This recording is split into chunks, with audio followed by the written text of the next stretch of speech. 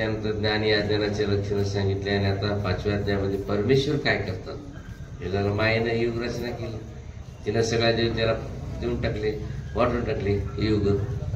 परमेश्वर 4 युगामध्ये आपलं ज्ञान दातृत्व करतात. ते कसं करतात म्हणून कालच्या सत्रात आपण पाहिलं की त्यांनी मूळ सृष्टीपासून ज्ञान देण्याचं कार्य सुरू केलेलं होतं आणि ते कार्य त्यांनी करीत करीत करीत पुढं कोणापर्यंत आलं ज्ञान ते सांगितलं आणि शेवटी तो ज्ञान प्रवाह नष्ट झाल्यामुळं आता मी तुला ज्ञान देत आहे.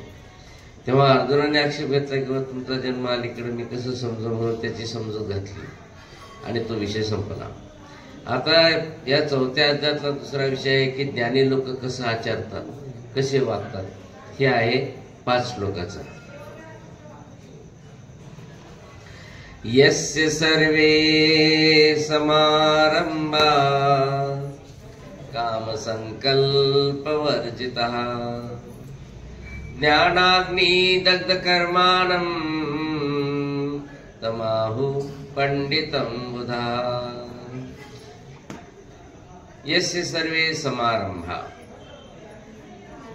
म्हणजे ज्याचे सगळे काही शास्त्रसंमत कर्म जे असतात ते सगळे समारंभ. समारंभ म्हणजे आरंभित केलेले कर्म.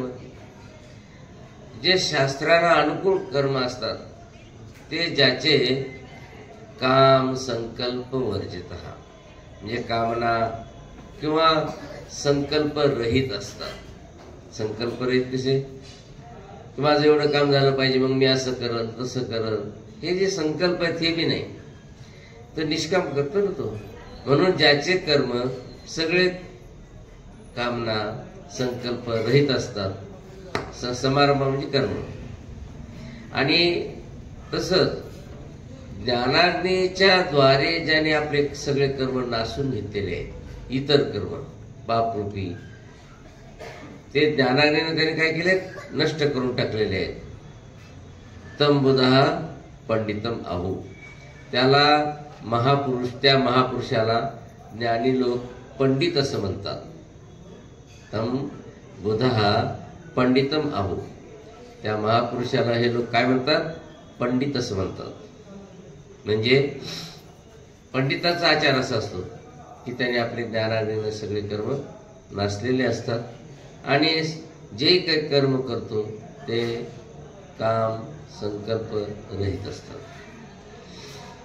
त्या आणखी पुन्हा कसे असतात 5 श्लोकात सांगायले त्याचे कर्म. त्यक्त्वा कर्मफला संगम नित्यतृप्तो निराश्रयः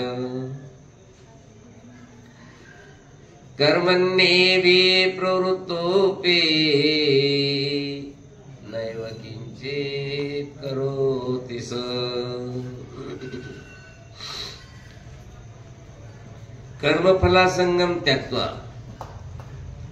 आता कर्मामधली वासना कर्म तर त्याने ते सोडूनच दिलेत, पण कर्मफळाची म्हणजे पुण्यरूप फळं, आपल्याला स्वर्गप्राप्ती होईल, अंक होईल, त्या फळाची सुद्धा त्यानं काय केलेली आहे, कर्मफलासंगम त्यक्त्वा, सोडून देऊन. म्हणजे त्याला ती बी अपेक्षा नाही की मला चांगलं पुण्य मिळावं, पुण्याचं फळं मिळावं, सुख मिळावं, ते काही अपेक्षा नाही. निराश्रय, आणि कुणाचाही आश्रय नाही, कोण्या देवीचा नाही, माझं कुलदैवत नाही ना, अमकं नाही, डमकं नाही, बापाचा नाही, माईचा नाही, कुणाचाच आश्रय नाही. निराश्रय, मी आणि माझा देव जंगलामध्ये. नित्य तृप्त आणि नेहमी समाधान. त्या मदारशिवानी, मदारशीने सगळ्या मुलांना आपल्या कसं केलं होतं, नित्य तृप्त आणि निराश्रित करून टाकलं होतं. अलर्कच राहिला होता ना, तोही त्याच्या वडिलाच्या आग्रहास्तव किंवा राज्य सांभाळायला कोणीतरी राहू दे एक तरी पोरग म्हणून ठेवलं होतं. ते बी लवकर निघालं, त्याला तर त्यांना धर्माचं ज्ञान दिलं होतं, पण राज्यातून निघालं म्हणून आपल्या भावाकरवी त्याच्यावर स्वारी करून त्याला बी कंगाल करून टाकलं आणि त्याने तापानं तापल्यावर भटकायला लागला. तिनं चिठ्ठी दिली ती लिहून की जेव्हा आपत्ती पडत त्यावेळेस ती चिठ्ठी वाच. माझी चिठ्ठी काढून पाहतो काय चिठ्ठीत लिहिलेलं आहे, स्मरण काय म्हटलं त्याने पहिल्याच, तेज भज स्मरण नित्यम स्मरण, याचं काहीच कळलं. जेव्हा फिरत फिरत भटकत भटकत एका ऋषीला भेटला तेव्हा तो ऋषी म्हणतो हे तर माझ्या आईचं वचन आहे.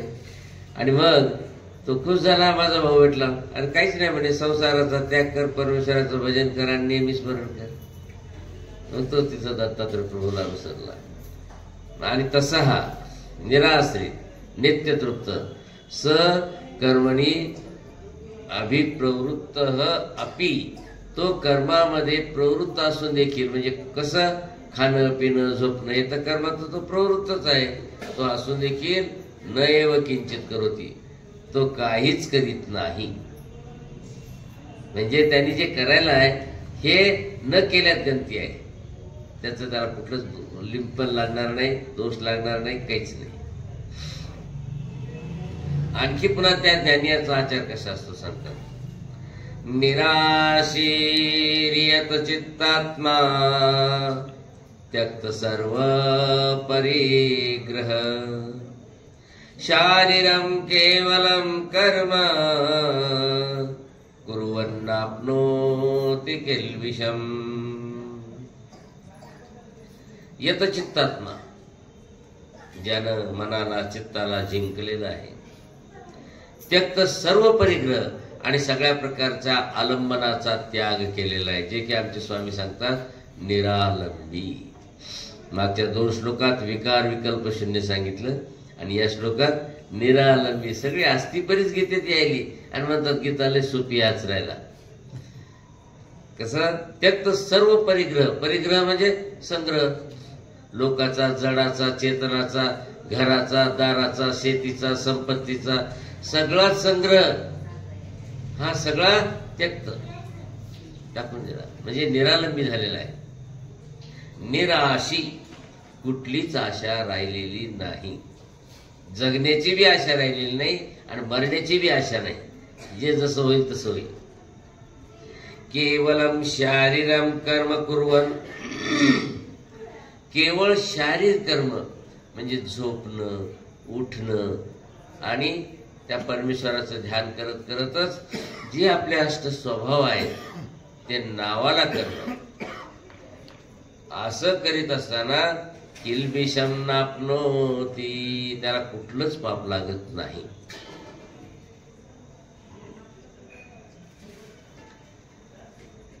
आणखी आचार कसा करतात. यदृच्छा लाभ संतुष्टो द्वंद्वातीतो विमत्सरः समसिद्धावसिद्धौ च कृत्वापि न निबध्यते.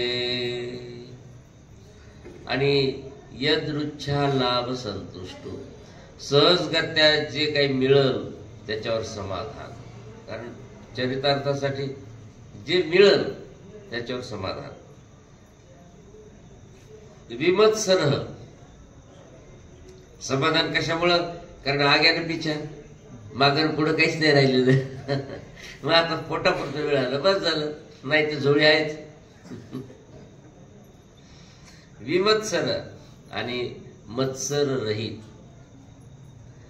द्वंद्वातीतः, द्वंद्व म्हणजे हर्ष, शोक, राग, द्वेष, काम, क्रोध हे जोडपे येतं, हे द्वंद्व रहित. सिद्धव असिद्धव सम,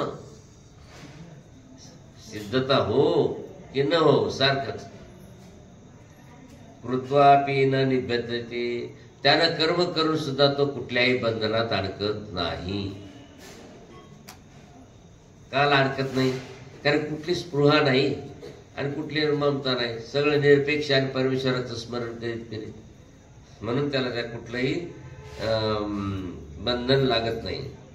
आणि शेवटचं आचार सांगतात चांगल्या माणसाचा 5व्या श्लोकामध्ये, गत संगस्य मुक्तस्य ज्ञानावस्थित चेतस यज्ञायाचरतः कर्म समग्रम प्रविलीयते. आणि गत संगस्य मुक्तस्य, ज्याची आसक्ती निघून गेली आणि मुक्त झालेला आहे, म्हणजे देहाचा अभिमान काय, देहाची ममता सुद्धा त्याला राहिलेली नाही. हे देह माझं जाईल का राहील, काय होईल त्याची ममता नाही, मुक्त झालेला आहे. ज्ञान अवस्थित चेतस, फक्त ज्ञानाच्या अवस्थेमध्ये मात्र त्याचं मन रममान आहे, त्या परमेश्वराच्या ज्ञानामध्ये. यज्ञाय आचरत, आणि केवळ त्या परमेश्वराचं भजन पूजन स्मरण हेच आचरत, असं आचरण करीत करीत असताना समग्रम कर्म प्रविलीयते, त्याचे सगळे कर्म त्याच्यामध्ये आपोआप समाविष्ट होऊन जातात. म्हणजे जेवढं त्याला पाहिजे तेवढे कर्म त्याचे आपोआपच तिथे परमेश्वर स्वीकारून घेतात त्याच्या त्या आचरणामुळं. बाकीचे तर कर्म त्याला लागतच नाहीत. अशा प्रकारे हा त्या ज्ञानीपुरुषाचा आचार असतो आणि अशा प्रकारे तो वागत असतो, असं 5 श्लोकात सांगितल्यानंतर या 5व्या अध्यायामधला जो 3रा विषय आहे, या 3ऱ्या विषयामध्ये म्हणजेच 24 ते 32 म्हणजे 9 श्लोक. या 9 श्लोकामध्ये वेदातील यज्ञाच्या बाबतीत कसे विविध प्रकारचे यज्ञ करतात आणि ते कसे भिन्न भिन्न असतात म्हणून ते मत या ठिकाणी ते मांडत आहेत की लोक असं करतात, वेदाच्या रुचीप्रमाणे वागणारे, वेदाच्या म्हणण्याप्रमाणे यज्ञ करणारे, पण त्यांचं एक मत नाही. मग ते मत कसे आहेत म्हणून ते सांगायले म्हणजे तुम्हाला करायचं हा मात्र गैरसमज करून घेऊ नका. नाही तर म्हणाल गीतेत सांगितलं, गीतेत सांगितलं आम्ही 108 चंडिका यज्ञ आमका यज्ञ पेटवतो, घर सगळं तामस करून घेतो, घरामध्ये होम करून, असं तुम्हाला विहिलं नाही. तुम्ही पुढे वाचल्यावर तुम्हाला समजल हे सगळं वेदातून निघाले आणि त्या वेदाला त्रिगुणात्मक आहे, तो निर्गुण म्हणलंय अर्जुनाला. पण वेदातले कसे करतात, त्यातले कसे मत आहेत म्हणून तुम्हाला आता ते इथं सांगत आहेत. काय म्हणतात, पहिलं एक मत सांगतात की एका मताप्रमाणे काय आहे की वेदामध्ये ब्रह्मार्पणम ब्रह्महवीर ब्रह्माग्नो ब्रह्मणाहुतम ब्रह्मैव तेन गंतव्यम ब्रह्मकर्म समाधिना. आता मी म्हणलेल्या शब्दाची आठवण होईल तुम्हाला. ब्रह्म घोटाळा कसा उकलतो बघा तुम्हाला. आता सगळं ब्रह्मच आहे. काय म्हणे अर्पणम ब्रह्म. अर्पण म्हणजे यज्ञात तूप टाकायची एक पळी असते, ते संकल्प सोडायला आहे आमच्याकडे एक पळी, ती यज्ञात टाकायची पळी येते. अशी थोडस असतं, ते अशी घेत असतात, ते यज्ञात टाकत असतात, ते यज्ञ विजून येतो तूप टाकतात, तर त्याला काय म्हणतात अर्पण. म्हणजे अर्पण पण ब्रह्मच आहे, अर्पण पण ब्रह्मच आहे, म्हणजे पळी पण ब्रह्म आहे. आणि हवी ब्रह्म, हवी म्हणजे तूप, जे तूप आहे त्या पळीमध्ये ते बी ब्रह्मच आहे. ब्रह्मणा ब्रह्माग्नो, आणि टाकणारा ब्रह्मच, आणि अग्नी ब्रह्मच, म्हणून ब्रह्मणा ब्रह्माग्नो, ब्रह्माद्वारा ब्रह्मरूपी अग्नी, हुतम म्हणजे आहुती देत असतो. हुतम म्हणजे त्याला आहुती दिली, म्हणजे ब्रह्माद्वारा ब्रह्मच ते तूप आणि ब्रह्मच टाकणारा, तो ब्रह्मामध्येच टाकणारा तो हवन करत असतो, असं हे मत आहे एका यज्ञ करणाराचं. तेन ब्रह्मकर्म समाधीना, आणि त्या ब्रह्मरूपी कर्म समाधीद्वारा गंतव्यम झाला पाहिजे. कुठं झालं पाहिजे? ब्रह्मएव, त्या ब्रह्माकडेच जायला पाहिजे. आता कोणत्या ब्रह्मात जायचं काय माहिती. आता आणखी कोणतं ब्रह्म राहिलं की आगीतच उडी टाकावं की काय की त्यानं, आता त्याद्वारा ब्रह्माकडेच जायचं आहे. म्हणजे सगळं ब्रह्म ब्रह्म ब्रह्म आणि ब्रह्माकडेच जायचं आहे. आणि कोणाला जायचं तर ब्रह्मालाच जायचं. म्हणून हा ब्रह्म घोटाळा कसा उकलतो पहा, असं पहिल्या श्लोकात सांगितलं. पण हे एक मत आहे कशावरून पहा, पुढच्या श्लोकात सांगितलंय अपरे दैवमेवापरे यज्ञम योगिनः पर्युपासते ब्रह्माग्नावपरे यज्ञम यज्ञ नैवोपजुवती। अपरे हे एक मत असं झालं का त्या यज्ञ करणाराचं? त्याच या वेदातून दुसरा यज्ञ करणारा तो काय म्हणतो पहा, योगिनः दैवम यज्ञम एव पर्युपासते। योगी लोक देवताचे पूजन रूपी, दैव म्हणजे देवाचे पूजन रूपी यज्ञम एव पर्युपासते, त्या यज्ञानेच त्या देवतेची उपासना करतात।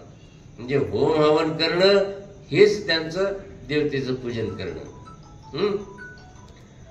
ही एक मत आहे। दुसरं, आता तिसरं मत पहा, अपरे, आणखी तिसरं मत म्हणजे यज्ञाचे प्रकार किती आहेत?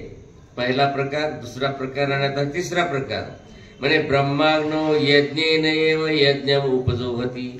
ब्रह्मरूपी अग्नीमध्ये यज्ञाद्वारा यज्ञानं हवन करतात, हा तिसरा प्रकार। एक असं म्हणतो, एक तसं म्हणतो, एक तसं म्हणतो, वेदातूनच सगळं निघालेलं। आणखी पुढे, श्रोत्रादीनिंद्रियाण्यन्ये संयमाग्निषु जुह्वति, शब्दादीन विषयानन्ये इंद्रियाग्निषु जुह्वति। अन्ये आणखी दुसरी, ते काय म्हणतात? श्रोत्रादीनी इंद्रियाणी म्हणजे कान वगैरे सगळे इंद्रिय, संयमाग्निषु म्हणजे त्याच्यावर संयम करणं, हाच जणू अग्नी। कोणता अग्नी? संयम करणं, उत्प्रेक्षा अलंकार। संयम करणं हाच अग्नी, म्हणजे जणू त्याला संयम केलं म्हणजे अग्नी लागला। त्या अग्नीमध्ये जुह्वती म्हणजे हवन करतात। म्हणजे काय? म्हणजे त्या ज्ञानेंद्रियाचं संयम करणं। परंतु म्हणवलं कसं की त्याच्यावर संयम करणं हा जणू अग्नी, आणि त्या अग्नीमध्ये त्याला हवन करतात, म्हणजेच इंद्रियाचं संयम। ही एक मत। तर अन्य आणखी दुसरं मत, ते कसं आहे? शब्दादीन विषयान, शब्द आदी विषयान। असे किती आहेत विषय? आता हे विषय इंद्रियाचे नाहीत, काही इंद्रियाचेच आहेत, इंद्रियाचेच आहेत पण वेगळा प्रकार आहे। शब्दादीन म्हणजे शब्द, स्पर्श, रूप, रस, गंध हे विषय। हे विषय कसे असतात? जसं आकाश आहे, आकाश कशाला विषय झालं? डोळ्यानं दिसते, कानानं ऐकू येते, त्वचेनं स्पर्श होते, जिभेनं चव येते, नाकानं वास येतो। मग आकाश आहे कसं? फक्त केवळ शब्दानं संबोधित करता येते, शब्दानं आकाश, बस। म्हणून आकाशाचा विषय काय आहे? शब्द। आकाशाचा विषय काय? शब्द। हवा, हवा डोळ्याने दिसते, काही करता येते? काहीच नाही। मग हवेचा विषय काय आहे?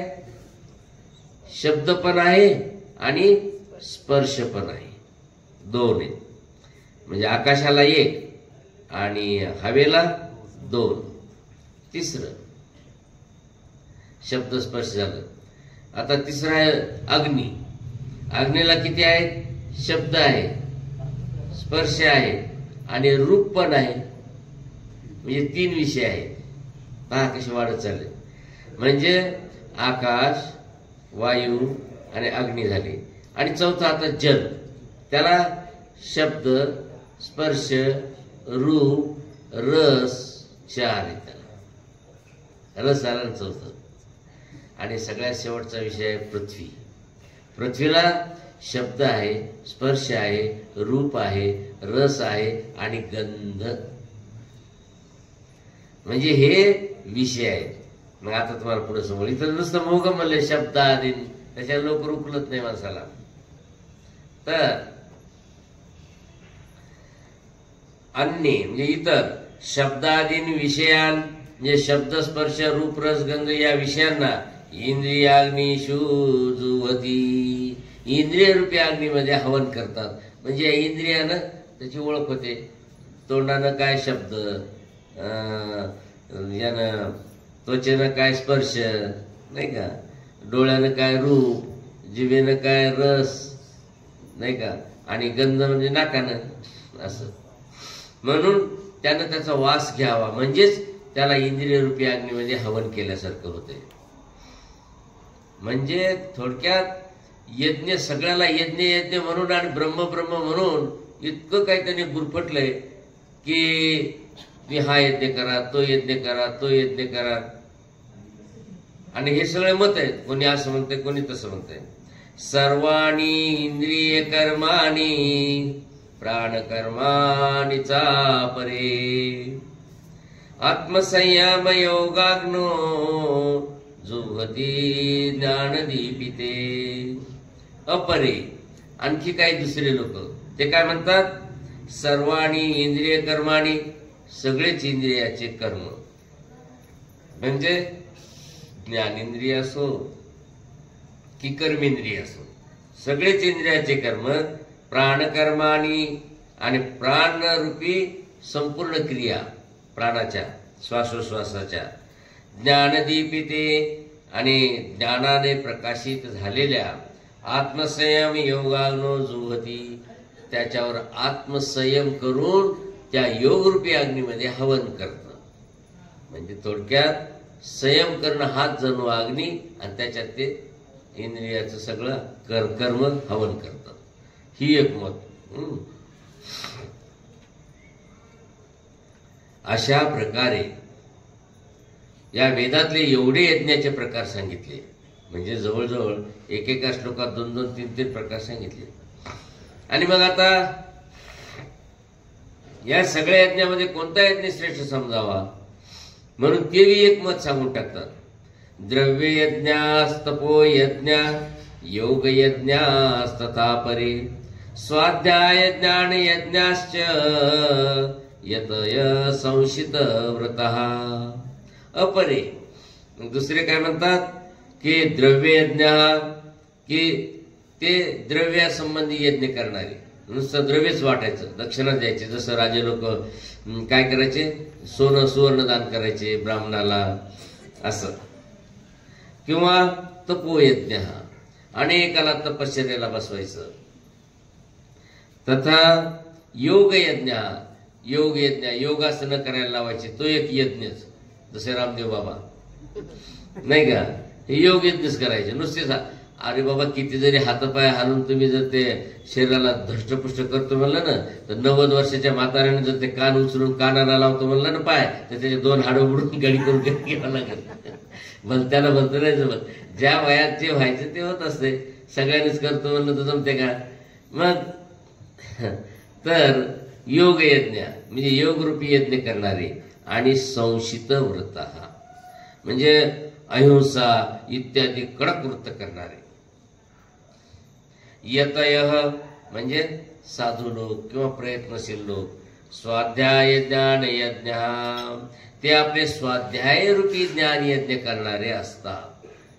स्वाध्याय, आपला स्वाध्याय म्हणजे रोजचं सकाळी उठून पारायण करणं, नित्यनेमाचं विधी करणं, आचरण करणं नाही का, तुळशीला पाणी घालणं, अमकं करणं, ते कुंकू इकडे सूर्याकडे फेकणं, तेच कुंकू कपाळाला लावणं, हे सगळं स्वाध्यायचं असतात. प्रत्येकाचा वेगवेगळा स्वाध्याय.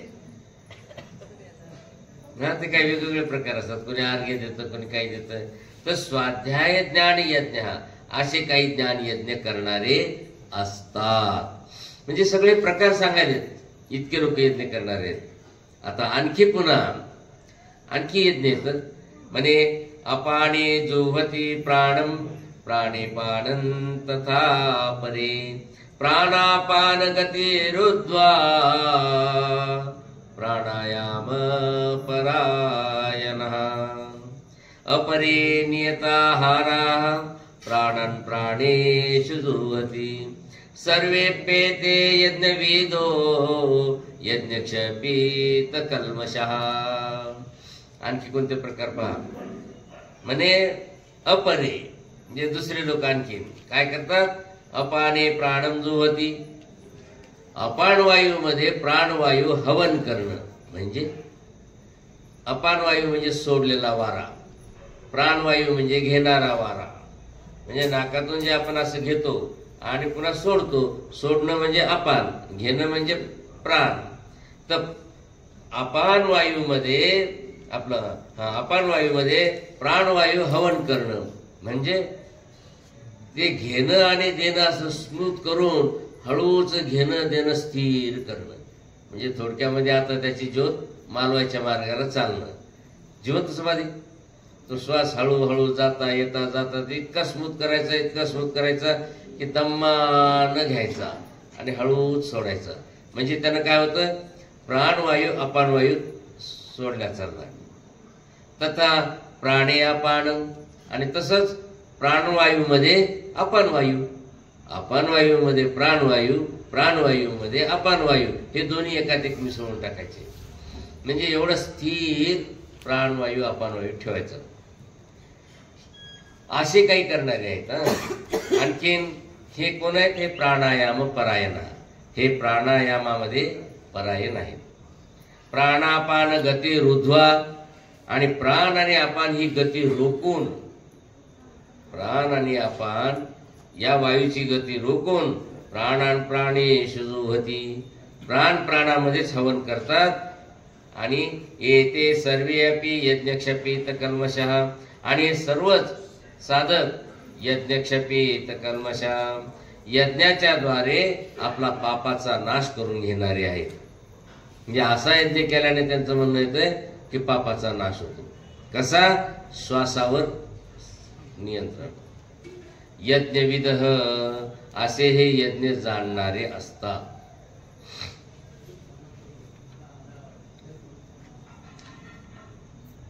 आणि आता पुन्हा म्हणतात यज्ञशिष्टामृत भुजो यांती ब्रह्म सनातनम नायं लोकोस्ति यज्ञस्य कुतोन्य कुरुसत्तम. कुरुसत्तम कुरुकुळामध्ये ज्येष्ठ असलेल्या श्रेष्ठ असलेल्या अर्जुना, यज्ञश्रेष्ठामृतभुज या भजन पूजनामधून उरलेलं अन्न सेवन करणारा, जे देवतेला अर्पण करून उरलेलं आपण घेणारा. सनातनम ब्रह्मयांती म्हणे तो सनातन ब्रह्माला जातो. हे सगळे मत येतं की जर यज्ञातलं भजना पूजनातलं अन्न उरलेलं खाल्लं तर तो म्हणे सनातन ब्रह्माला जातो. अयज्ञस्य अयम लोकः न अस्ति आणि जो यज्ञच करत नाही म्हणजे भजन पूजनच करत नाही, आता हे सगळं देवतेच आहे की वेदातलं, म्हणजे जो ते करतच नाही त्याला अयम लोक न अस्ति, त्याला या मृत्यू लोकाची प्राप्ती होत नाही. अन्य कुतः मग वरच्या लोकाची तर कशी होईल? म्हणजे ये लोकातलेच त्याला अष्टभोग भोगायला मिळत नाही तर स्वर्गादी भोग त्याला कुठून मिळतील? जो तो यज्ञ करीत नाही त्याला. आता हाही एक यज्ञ सांगितला. आता हे सगळे यज्ञ भगवान श्रीकृष्ण या यज्ञाबद्दल काय शेरा देतात. आता हा महत्वाचा. आतापर्यंत काय ऐकलं तुम्ही?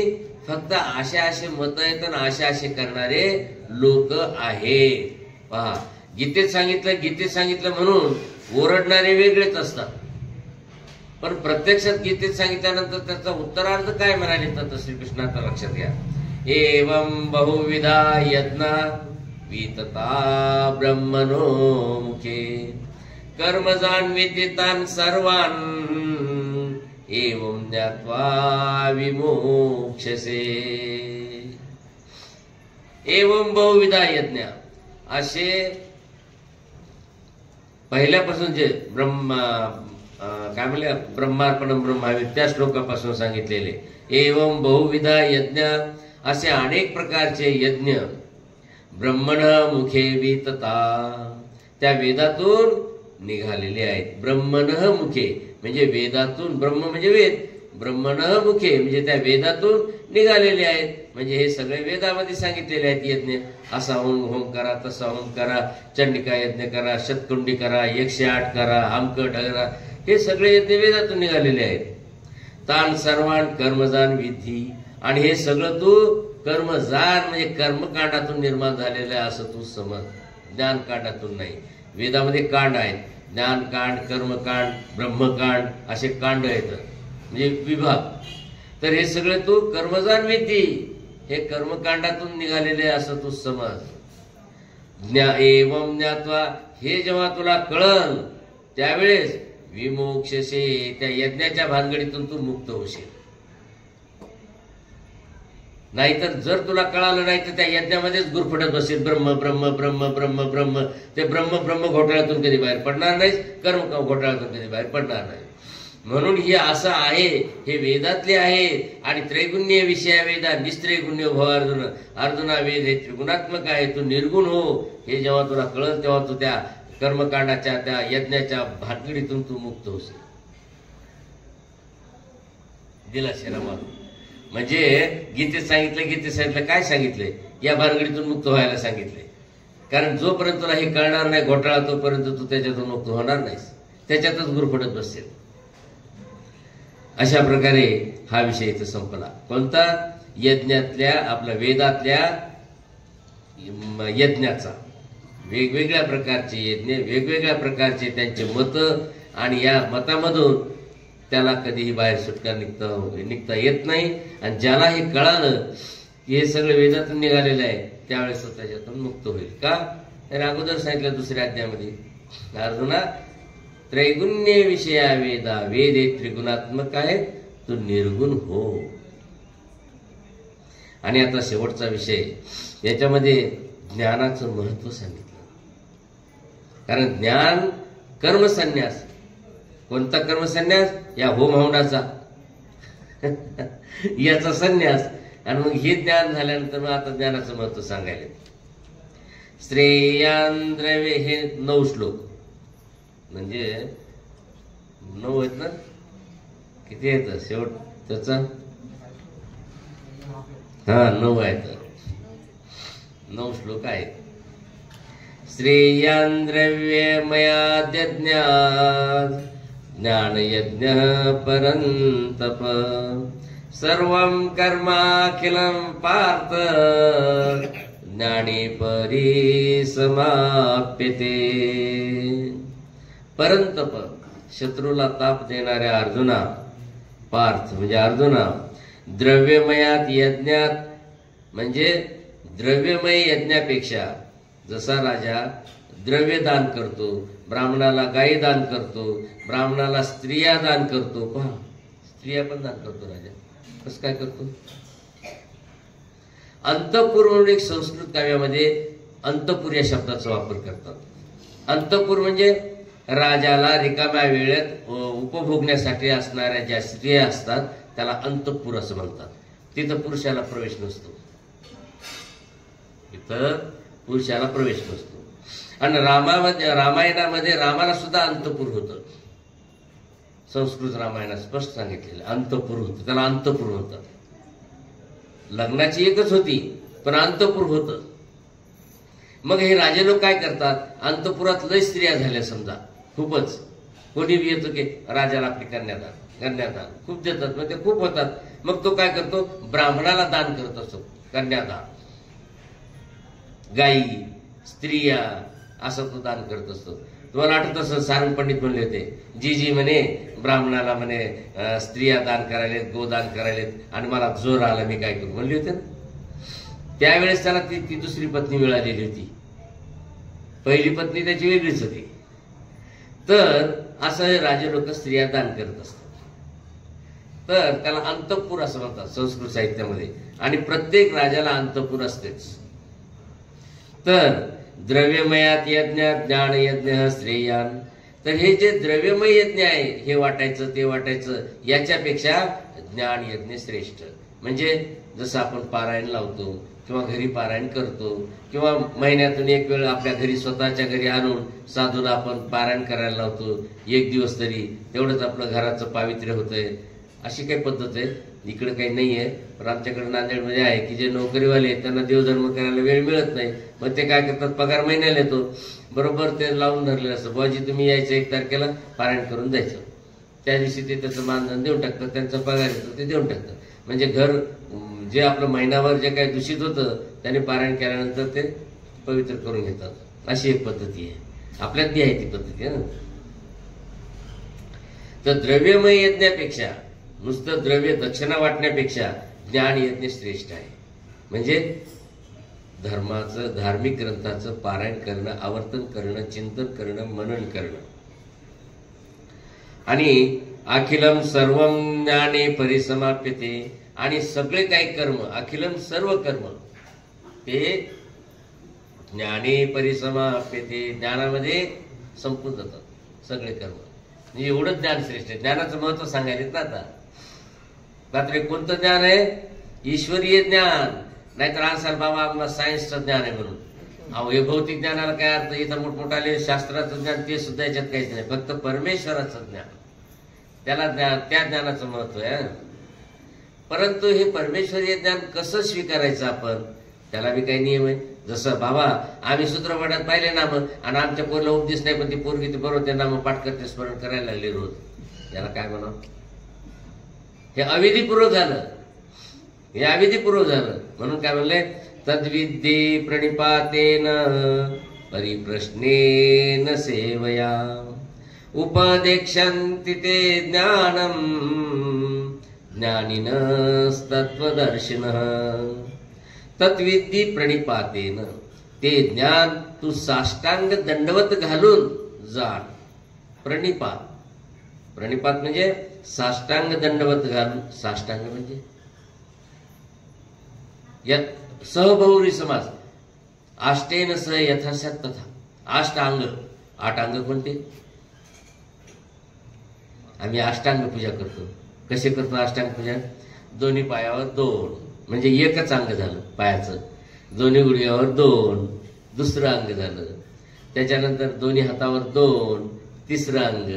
त्याच्यानंतर या कोपरावर 2, चौथं अंग. त्याच्यानंतर खांद्यावर 2, 5वं अंग. आणि नंतर 6, 7, 8 झाले की नाही 8 अंग. पूर्वी 7च अंगात करायचे, 11च पूजा करायची. आता हे कोपराचं काढलं, ते 8 अंग होत नाहीत म्हणून. पूर्वी नव्हतं हे असं, पहिलं हे कोपराचं नव्हतं, पण ते 8 अंग होतच नव्हते म्हणून ते कोपरं घ्यावं लागले. आता हे झाले 8 अंग. परंतु प्रणिपात कसा? तर पूर्णपणे पाय टेकले पाहिजे, गुडघे टेकले पाहिजे, कंबर बी टेकली पाहिजे, सगळं अंग टेकलं पाहिजे, कारण हात कोपरे सगळे पूर्ण टेकले पाहिजे. झाले अष्टांग, जमिनीला टेकले पाहिजे. म्हणून प्रणिपात म्हणजे साष्टांग दंडवत घालून ते तू ज्ञान घ्यायला पाहिजे. असं कुठलं की सुटलं सांगा बाबा आम्हाला, नाही तर मोबाईलवर. हा बाबा आमचा खूप चालू आहे. कुठं? मोबाईलवर. काय थट्टा लावली का काय लावली पता नाही, पण चला नसल्यापेक्षा ते तरी बरं आहे, उपाशी राहण्यापेक्षा. नाही का? काहीतरी खायचंच आहे. ती बी पद्धती बरीच म्हणावं लागते. मग आता काय म्हणावं लागेल? कारण जिथं योगच पुरत नाही त्याने तरी काय करावं?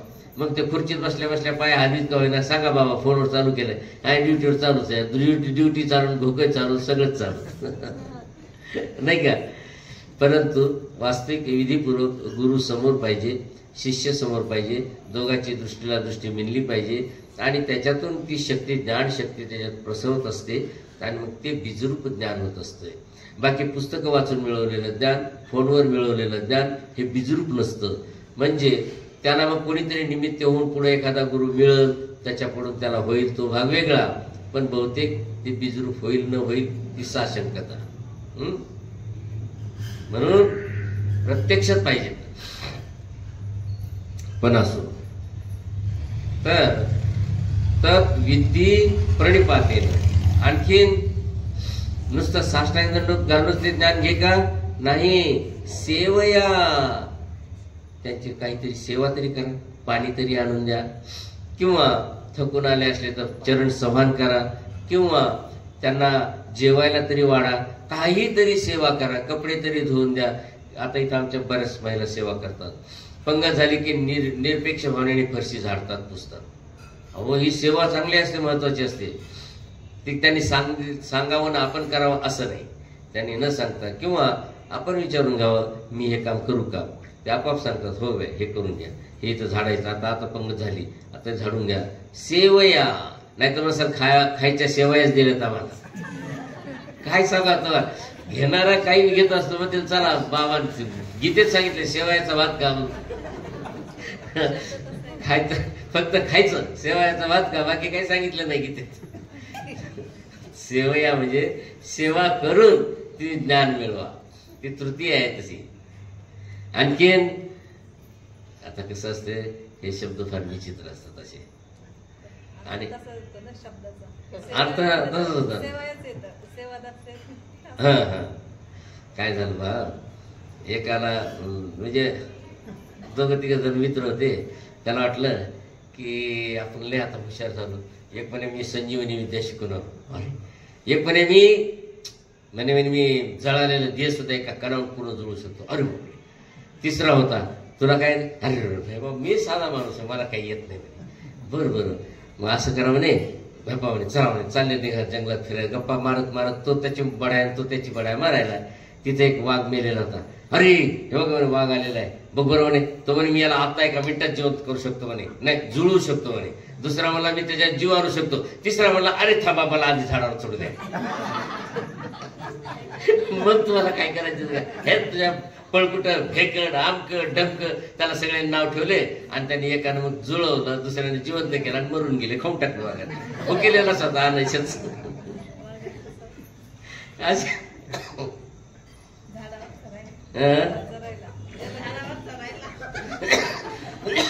तो अज्ञान होता ना, ज्यादा ज्ञान से आदमी बिगड़ जाता है.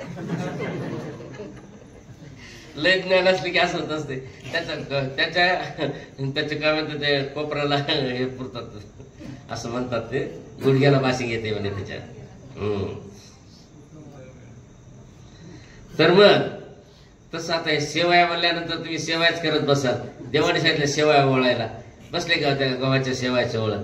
तसं नाही, तर ते ज्ञान घेण्यासाठी साष्टांग दंडवत घाला, आणि त्या साधनाची भिक्षू वासनिक प्रसाद स्थान या साधनाची सेवा करून ते ज्ञान मिळवण्याचा प्रयत्न करा. त्यानंतर परिप्रश्नेन, पुन्हा परिप्रश्नेन पुष्प्रश्न करून नाही समजलं तर पुन्हा विचारून, किंवा हे कसं त्याला परिप्रश्नेन म्हणजे इकून तिकून प्रश्न करून विचारून ज्ञान मिळवा. तत्वदर्शिन ते ज्ञानिनः ज्ञानमुपदेक्षन्ति. मग असं केल्यानंतर तत्वदर्शिन जे तत्ववेत्ते आहेत, तत्व जाणणारे जे आहेत, ते ज्ञानिनः ते ज्ञानी लोक ज्ञानमुपदेक्षन्ति तुम्हाला ज्ञानाचा उपदेश करतील. अशा प्रकारे ज्ञान घेण्याची पद्धती, कारण ज्ञानाचं महत्व सांगायलेत ना.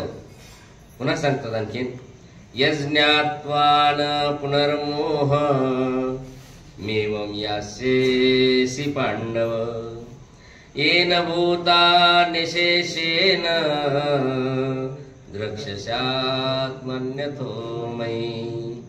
यज्ञात्वा पुनः एवं मोहम न यास्यसि. आणि अर्जुना, आता तुला मी असं सांगतो की हे जे ज्ञान जाणल्यानंतर पुन्हा तुला कुठलाच मोह राहणार नाही. आता जे तू म्हणायला मी कसं युद्ध करून काय करून अमकं करून ढमकं करून, हा तुला कुठलाच मोह राहणार नाही जे ज्ञान तू जाणल्यावर. म्हणून अर्जुना, येन भूतानी अशेषेन, जो प्राणी येन भूतानी म्हणजे ज्यामध्ये सगळे प्राणी मात्र अशेषेन संपूर्णपणे, हा असं आहे. पांडव म्हणजे अर्जुना, अथ म्हणजे यानंतर, येन भूतानी ज्यामुळं सगळे प्राणी मात्र, मयी म्हणजे माझ्यामध्ये, आणि आत्मनी तू तुझ्यामध्ये, पहा माझ्यामध्ये तू ध्यान करत करत मग तुझ्यामध्ये द्रक्ष्यसी, अशेषेन द्रक्ष्यसी संपूर्णपणे तुला दिसायला लागल. म्हणजे सगळं जग तुला तिथंच माझ्या स्वरूपामध्ये तुझ्यात दिसायला लागल. माझ्या स्वरूपामध्ये तुझ्यामध्ये सगळं जग तुला दिसल. पण तुला मात्र मला विसरता येणार नाही. तू जेव्हा माझं स्मरण करत करत करत पासील त्यावेळेस तुला माझ्या स्वरूपात सगळं जगाचं तुला ज्ञान होऊन जाईल. म्हणून परमेश्वराच्या ज्ञानात सगळं ज्ञान येऊन जातं. अपि चेदसि पापेभ्ये सर्वेभ्ये पापकृत्तमः सर्वं ज्ञानप्लवेनैव वृजिनं संतरिष्यसि. आणि चेत कदाचित सर्वेभ्ये पापेभ्ये अपि पापकृत्तमसि, तू समजा सगळ्या पाप्यापेक्षा जरी पाप करणारा असलास किंवा केलं असलंस पूर्वी किंवा सध्याला करत असलास तरी ज्ञानप्लवेन, जेव्हा तुला हे ज्ञान होईल त्यावेळेस या ज्ञानप्लवेन म्हणजे ज्ञानरूपी नौकेनं सर्वं वृजिनम संतरिष्यसी, ह्या सगळं वृजिनम म्हणजे पाप समुद्र, पापरूपी समुद्र संतरिष्यसी तरुण जाशील. कशानं? या ज्ञानरूपी नौकेनं. ज्ञानरूपी नौकेनं पापरूपी समुद्र तू तरुण जाशील. वृजिनम म्हणजे पापरूपी समुद्र आणि ज्ञानप्लवेन म्हणजे ज्ञानरूपी नौकेनं संतरिष्यसी म्हणजे तू तरुण जाशील. पण हे ज्ञान तुला अशा पद्धतीने घ्यावं लागल आणि या ज्ञानाचं असं आधी अगोदर महत्व सांगितलं आणि मग सांगितलं तुला असं असं करावं लागेल. मग हे ज्ञान ते पाप नष्ट करते कशाप्रमाणे म्हणून त्याला एक उदाहरण देतात, त्याला दृष्टांत देतात. म्हणतात यथेधांसी समिद्धोग्नी भस्मसात् कुरुतेर्जुन ज्ञानाग्नि सर्वकर्माणि भस्मसात् कुरुते तथा. अर्जुन म्हणजे हे अर्जुना, यथा समिद्ध अग्नी, समिद्ध म्हणजे ते यज्ञात टाकायच्या छोट्या छोट्या काड्या म्हणजे थोडक्यात लाकडं. यथा समिद्ध ज्याप्रमाणे, समिद्ध म्हणजे प्रज्वलित, समिद्ध म्हणजे प्रज्वलित. यथा समिद्ध अग्नी म्हणजे प्रज्वलित अग्नी येधांसी भस्मसात कुरुते, या जळतनाला भस्म करून टाकतो. प्रज्वलित अग्नी या जळतनाला भस्मसात करून टाकतो. तथा त्याप्रमाणे ज्ञानाग्नी, जर तुला हे ज्ञान झालं असलं तर हा ज्ञानाग्नी सर्व कर्मानी भस्मसात कुरुते, तुझे सगळे कर्म म्हणजे पापरूपी कर्म, पुण्यरूपी कर्म नष्ट करून टाकतो. आता तुम्हाला वाटत पुण्यरूपी कर्म नष्ट केल्यावर तर पंचायत झाली, आपल्याला तर पुण्यरूपी कर्म पाहिजे नाही. जो खरोखर निस्पृह निरालंबी झालेला आहे तो पुण्यरूप कर्म सुद्धा घेत नसतो आणि म्हणून महानुभाव कधी पुण्य करत नाही. लोकांना लय वाईट वाटते, भिकाऱ्याला देऊ नका म्हणतात. अरे असे कसे निर्दय म्हणतात महानुभाव. निर्दय नाही, हे उच्च टोकाची पवित्र त्याचं आचरण नाही. त्याचं पुण्य सुद्धा नको. पुण्य केलं म्हणून तर जन्माला यावं लागेल, पुन्हा पुन्हा आणखीन एक मनुष्य पाप करते म्हणून पुण्य बी नको, पाप तर नकोच नको, पण पुण्य सुद्धा नको. असं कुठं सांगितलं? कुठं सांगितलं? तो अध्याय होऊन गेला, इकडलं इकडं निघून गेलं. दुसऱ्या अध्यायामध्ये सांगितलं सांख्य. हा बरोबर. काय सांगितलंय की बुद्धियुक्तो जहातीह, बुद्धियुक्त जो बुद्धियोगाचं आचरण करतो म्हणजे विचाराचं डोक्याचं, तो जहाती इह या जगात तो काय करतो? जहाती म्हणजे सोडून देतो. बुद्धिजीवी प्राणी ते सोडून देतो. काय सोडून देतो? उभे सुकृत दुष्कृते. उभे म्हणजे दोन्ही, सुकृत म्हणजे पुण्य आणि दुष्कृत म्हणजे पाप, दोन्हीही सोडून देतो. तस्माद योगाय युजस्व असं पुढे म्हणले त्यांनी, म्हणून तू त्या योगाचं आचरण हो. म्हणून महानुभाव लोक तुम्हाला कोणाला दान द्यायचं असले की कशाला देतो बा, ते अन्य राट येते, ते आमकं होईल डमकं होईल, ते वाया जात नसते. केली क्रिया वाया जात नसते, त्याचं पुण्य लागतेच. आणि पुण्य लागलं की माणसाला माज उत्पन्न होतो पुण्याचा. कारण पुण्यामुळे काय होते? संतती खूप आमाप जमायला व्हायला लागते. मग त्या संततीमुळे त्याला तो खूप काही कसे कर्म करायला लागतो. मुलांना मोकाट सोडून देतो, मुलं कुसंस्कारी म्हणतात. आम्हा पैसा झाल्यावर काय पाहायचं? मग आता हे सगळ्या भानगडी त्याच्यामुळे होतं. म्हणून द्रव्य अस्तित्वे माजवी, स्वामीचं सूत्र आहे. तर म्हणून पुण्यच नसावं. पुण्य असलं की द्रव्य येतं आणि द्रव्य असलं की त्याचा माज उत्पन्न होत असतो. म्हणून यथाशास्त्रता नेमका असावं, अडचणीत असावं. माणसाने अडचणीत असलं की ते बरं राहते, जास्त मोकाट होत नाही. कोणत्याही गोष्टीची सुबत्ता झाली की ती अवघडच होत असते. पोटाला सुद्धा जास्त खाऊ घातलं तर डकार यायला लागतात, ते बी नको म्हणतं, पंचायत होती नाही का? कोणतंही बातमी अति तिथं माती. म्हणून जास्त नसावं थोडक्यात.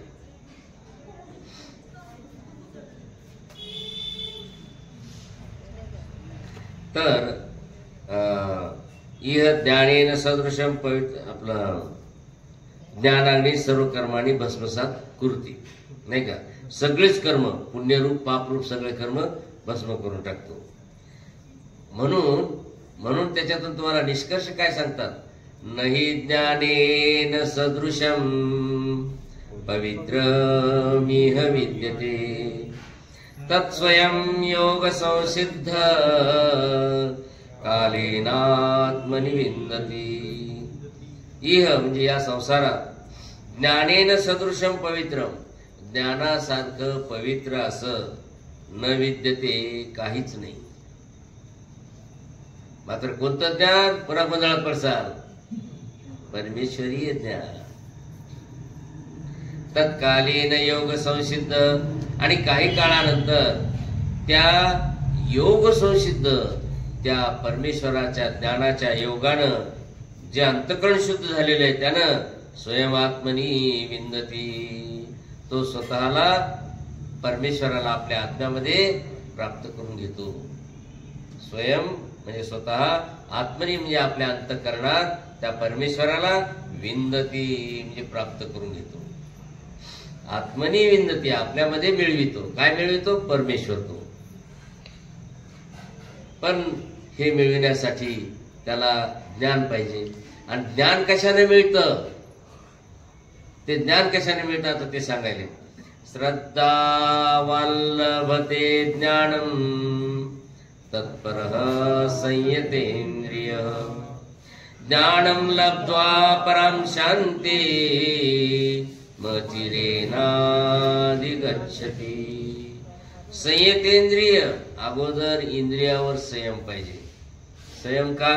कधी कधी काय होतं की मागच्या पूर्वजांच्या पुण्याईमुळं, पूर्वजांच्या आशीर्वादामुळं खूप संपत्ती मिळायला लागते आणि आपल्याला लय आनंद वाटतो. तोच आनंद विषारी असतो. पूर्वजाच्या मिळणाऱ्या पुण्याईमुळं काय होतं, जी संपत्ती येते ती राजस्तामस येत असते. तो एकदा जसं पाण्याला दांड केला, पाणी येतच राहतं. पूर्वजांनी कष्टाने दांड केलेला असतो की तो परधर्माच्या उपयोगी लावावा म्हणून. पुढच्या पिढीला ते ज्ञान नसतं, म्हणून ते नुसते उपभोगाच्या नादी लागतात. आणि उपभोगाच्या नादी लागल्यामुळं ते ज्ञान सगळं भ्रष्ट असतं. जर ते ज्ञान त्यांनी पुन्हा पूर्वजासारखंच जर परधर्मी लावलं, त्याला झटकून ठेवलं, तर मात्र तो पवित्र राहतो. जसं स्वामी त्याला एवढा हे दिला होता, काय कमरपट्टा दिला होता ना मल्लानं, तो लगेच त्या ब्राह्मणाला देऊन टाकला. त्याची ममताच ठेवली नाही. पण जेव्हा मनुष्य नाही नाही नाही नाही गोळाच करतो गोळाच करतो गोळाच करतो आणि शेवटी मधमाशावणी एके दिवशी सगळंच नष्ट होऊन जातं. म्हणजे कमवण्यासाठी जेवढं त्यांनी कुकर्म केले तेवढे त्याला मात्र लागले. आणि मी ठेवून तरी काय करणार? लक्ष्मी चंचल असते, ती निघून जाते. म्हणून सगळ्यात सांभाळायचं असतं स्त्रीपेक्षा द्रव्य. द्रव्य लय घातक. म्हणून देवाने काय म्हणले? स्त्री दर्शने माजवी आणि द्रव्य अस्तित्व माजवी. तिचं दर्शनाची गरज नाही. म्हणून द्रव्याला फार सांभाळून राहायचं असतं. द्रव्य प्रत्येकाला गरज आहे जीवनात द्रव्याची, परंतु हा विस्तू आहे हे सांभाळून ठेवा. याला कारण आपल्या मुलाला मोठा पगार लागला की आपण टनटन उड्या मारतो. बाबा लय पगार यायला, लय पगार यायला, लय आता असं करू तसं करू. कशाचं असं करू? तितकंच माणसाने भिलं पाहिजे की नाही हे न जाणू धर्माहून घालविल काय की, न जाणू काही होईल काय की, असं घाबरलं पाहिजे. आणि अधिकाधिक आपण त्याच्यापासून दूर झालं पाहिजे. जेवढं पाहिजे तेवढं जरूर वापरावं, परंतु त्याच्या लोभामध्ये अडकू नये. नाहीतर लोभ नाशस्य कारणम. तेच द्रव्य आपल्याला घातक होते. पहा ना तुम्ही, आज लोक इतकं द्रव्य करतात, मग सतत रात्रंदिवस त्यांना ईडीची धसकी कधी येते काय की, कोणी केलं काय की लगेच ईडीची धसकी. मग त्यासाठी दारू पितात, झोप येत नाही, काही नाही, डॉक्टरकडे जातात, गोळ्या द्या झोपीच्या, झोपच येईन. काय करावं? घरात धन आहे ना, घरात धन आहे ना. ते एक उंदीर असतो. ते उंदीर काय करतो माहितीये का? तो शिक्यावर जातो. हा बिचारा साधू असतो. त्यानं पाहिलं की वर ठेवतो तो, बरोबर इथून पाईपावर डायरेक्ट उडी मारायचा. त्याला वाटायला लागलं उंदीर एवढा उडी मारतोच कसा, इतकी कशी उंच उडी जाते. मग त्यानं डोकं लावलं काहीतरी याच्याजवळ माया आहे. मायेशिवाय एवढी ताकद येत नाही. मग त्यानं काय केलं? हुसकिल्यावर त्याचा पाठलाग करत राहिला. त्याचं बीळ उकरत गेला तर तिथं खूप मोठा साठा सापडला द्रव्याचा. अरे याच्यामुळे हा उडी मारला, त्याचा द्रव्य साठा घेऊन टाकला सगळं. आणि मग काय उंदराची ताकदच गेली. फुस त्याला इतकी उडी मारणं होईना, गळाला. म्हणजे माया घरात होती म्हणून तो उड्या मारत असतो, टन टन टन. ज्याच्याजवळ द्रव्य तोले उड्या मारत असतो, ठम फम फम. ते असते बँकेत असते, इकडेच असते, पण इकडेच उड्या मारतो. म्हणून त्या साधून ओळखलं की अरे या उंदराला एवढी उडी कशी चालली, त्याने त्याचा शोध घेतला तर द्रव्य सापडले. तर तसा प्रकार असतो माणसाचा. म्हणून माणसानं द्रव्याला फार विषारी समजून त्याला समोर ठेवून त्याच्यावर वॉच ठेवली पाहिजे. बेट्या एकदाचा तो नष्ट झालास तरी चालेल, पण नष्ट झाला म्हणल्यावर तर लय दुःख होईल. मग तर म्हणणं लय सोपं आहे नाही का. त्याला तर 4 कुलप लावावं लागतात, अलमारी ठेवावं लागते, जास्तीत जास्त मध्ये ठेवावं लागते. पण काही नसते बाबांनो, ज्यावेळेस ज्ञान होतं ना त्यावेळेस तो मनुष्य आपोआप विरमशील बनतो. थोडी झोळी हातात घेऊन पाहतो, आपोआप खर्रकन खाली उतरतो माणूस. सोपं आहे बरं का म्हणणं सोपं आहे, पण घेऊन पाहा तुम्ही झोळी हातात, घेऊ वाटते का? तर नाही घेऊ वाटत. आचार्याने म्हणले, काय म्हणले?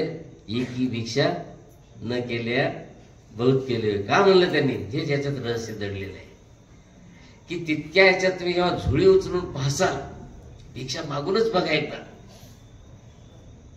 काय होते, हिंमत होते का? पण म्हणणं लय सोपं. एका प्राध्यापकाने म्हणलं तर एका दीक्षेमध्ये म्हणजे मानव लोक म्हणजे 3 प्रकारचे असतात. ज्याला काम करायचं कंटाळा आला, हरामी, तो एक. नंबर 2 म्हातारी गळालेली, आता काहीच होत नाही, तिकडे बायका पोरं सगळे हाकलून देतात सुना, नंबर 2. आणि नंबर 3 कोण म्हणे? तिसरा कोण सांगितलं? एक म्हातारा, एक काम करायचा कंटाळा, आणि तिसरा काय सांगितलंय? काय कसे 3 जण असतात नाही का. तर म्हणे हे 3 जण म्हणे अनुसरत असतात म्हणे. त्यातला एक जण उठला किंवा तुमच्यासारखा खमक्या, ओ प्राध्यापक साहेब म्हणे तुम्ही काय करा म्हणे, ही पॅन्ट उतरून लुंगी नेसून गावातून फिरू द्या, बस मला सगळं तुमचा आम्ही मानतो म्हणे. अवघ्याला घाबरून त्याला वाटलं कुठं हातच मला नेसवतात काही बळजबरीच लुंगी. त्याची प्राध्यापक की तिथेच उतरली सगळी कळून. म्हणून म्हणणं लय सोपं आहे, करून पाहावं असं असते. तर खरा जर द्रव्याचा माल उतरवायचा असेल त्याने झोळी हातात घेऊन पाहावं, म्हणजे मग कळतंय. आणि म्हणून आधी त्याला पहिल्यासुद्धा दीक्षा दिल्या आम्ही भिक्षा मागायला होत असतो. तुम्ही पहा पंक्तीमध्ये भिक्षा मागायला होतं. म्हणून कोणत्याही साधूला कमी लेखू नका, त्याच्याजवळ ती ताकद आहे भिक्षा मागण्याची. कोणत्याही साधूला आपण कमी लेखू नये, त्याच्याजवळ ती ताकद आहे भिक्षा मागायची. तो त्याला उभा राहिलेला आहे. तो आपलं वाटतं हे काय साधू मस्त हातात घड्या घालायला, काम काय करायचं. अरे भाऊ तुला लय दोष दिसायले, जरा बघ तू येऊन त्याच्यामध्ये. मधी गेल्याशिवाय देव दिसत नाही, मंदिरात गेल्याशिवाय. तसं त्या साधूच्या अंतरात्म्यात तुम्ही गेल्याशिवाय तुम्हाला त्या साधूचं महत्वच कळणार नाही. असे हे साधू असतात. आणि म्हणून साधूचं महत्व कसं जरी केलं तर तो नंदी मोकाटकर राहिना, पण त्या नंदीचं लय महत्व असते, अभिमान असतो त्याला. कोणाचा? त्याच्या देवताला. तसं इथं यांचा अभिमान देवाला आहे. तुम्ही जरा जरी त्याला दुखवलं तर देव त्याचा अभिमान घेत असतो, असं महत्व असतं याचं. पण असो तर नाही ज्ञानी न सदृशम पवित्रम इह विद्यते. या जगात ज्ञानासारखं पवित्र असं काहीच नाही. आणि ते ज्ञान साधू महात्म्यांनी अंतःकरणात जोपासलेलं असतं. असं जोपासलेलं असतं की सदा सर्वदा स्मरण करत करत त्यांना या वासनेचं, या द्रव्याचं, या संग्रहाचा कुठेही मळ लागलेला नसतो. निर्मळ मनाने ते वागत असतात. तुम्हाला वाटते बाबाजवळ गाडी आहे, घोडं आहे, असली जरी तरी त्यांची त्याच्यामध्ये ममता नाही. ते सतत रडतात सकाळी स्मरण करताना. हे कोणाला दिसते? आंतर्याग दिसत नसतो, बहिर्याग दिसत असतो. आमचा साधनाचा महात्मा इतका तो दुर्लभ आहे. आज हे साधन मिळाले होते, हे बी मिळणार नाही. देव तर आम्ही असे अभागी आहोत, देवाला तर पहिलेच गमून बसलो. सन्निधानात आम्ही काहीच केलं नाही. देवाने सन्निधान मी दिलं असेल, सगळंच दिलं असेल. आता एक तर देव गेल्यानंतर 800 वर्षानंतर ज्ञान मिळालं आणि हे साधन मिळालंय. या साधनाचे आम्ही जर समजा 3-13 करत बसलो, दोष पाहत बसलो तर संपलं, सृष्टी शून्य झाली आपल्याला. म्हणून आहे ते साधन जोपासा, आहे त्या साधनावर श्रद्धा ठेवा, आहे त्या साधनापासून अधिकाधिक लाभ घ्यायचा प्रयत्न करा. म्हणून मागे सांगितलं होतं श्रद्धावान लभते ज्ञान. तुमच्याजवळ जर श्रद्धा असेल तर ते ज्ञान मिळेल. आणि तुम्ही जर त्यांचे दोष घेत बसले तर सृष्टी बी गेली, धनही गेलं, द्रव्य गेलं, हे काहीच नाही. तर क्षणिक काही जीवन. आणि म्हणून म्हटलं या ज्ञानासारखं पवित्र जगात काहीच नाही.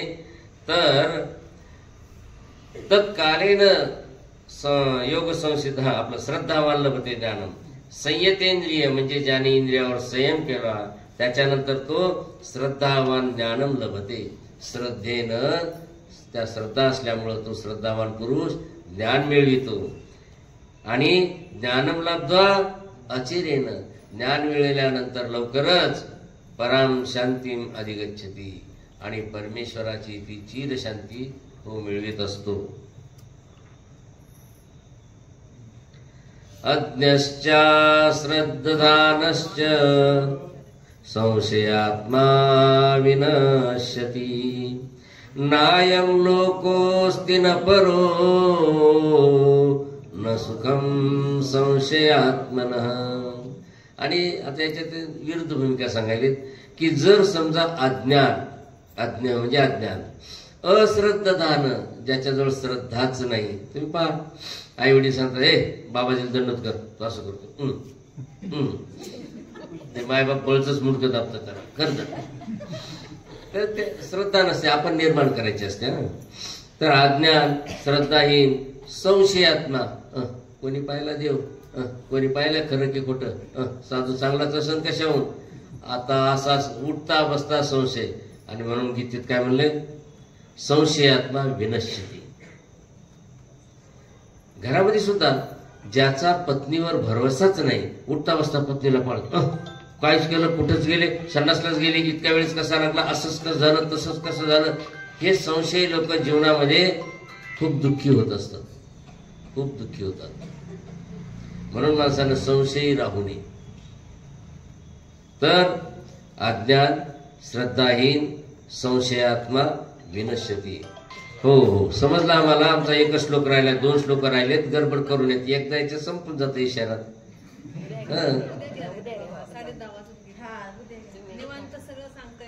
मग हे राहू देऊ का 2-3 श्लोक. बर बर पटलं ताई. आणि आम्हाला जो फोन यायला ज्या साधनवंताचा त्यांचं म्हणणं तेच आहे. ठीक आहे. तर आता आपले झाले ते 39 पासून आपल्याला पुढे घ्यायचंय. चालेल. 10:30 झाले का.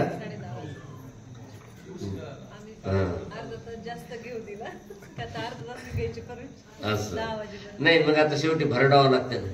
त्यांचं भरडा मग पचत नाही पंचायत पडते. पण असं चला ठीक आहे.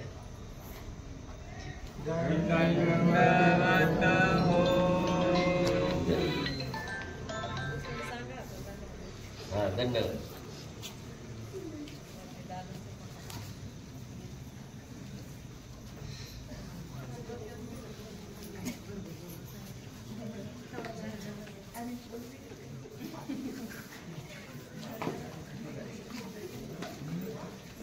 डोस कम कोडपर्यंत वास्तविक डोस कमी म्हणून जावं